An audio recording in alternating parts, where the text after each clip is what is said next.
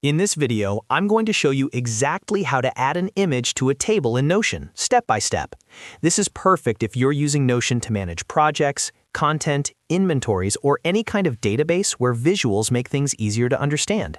By the end of this tutorial, you'll be able to add images directly inside a Notion table using the built-in Files and Media property.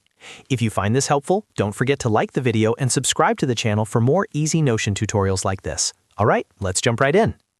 First, open Notion and navigate to the page where you want to create your table. If you're starting fresh, click on New Database. This creates a new database structure where we can choose how the information is displayed. Databases in Notion are very flexible, and tables are one of the most popular views because they feel familiar and are easy to organize. Once the database is created, click on New Page. This opens up a blank page inside your database where you can customize everything from scratch.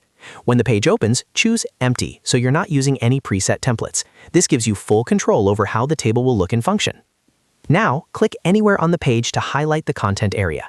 When the cursor is active, type /Table View. This brings up Notion's block menu and lets you choose different database views. From the list that appears, click on Table View. Your table will now appear on the page. At this point, you'll see a basic table with default columns. To add images, we need to create a new property. Go to the right side of the table header and click on Add Property. This is where Notion lets you define what kind of information each column will store. From the property type list, select Files and Media.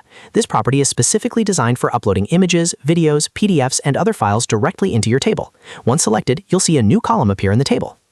Now, click inside a cell under the Files and Media column. A small menu will pop up. Click on Upload, and then choose Choose a File.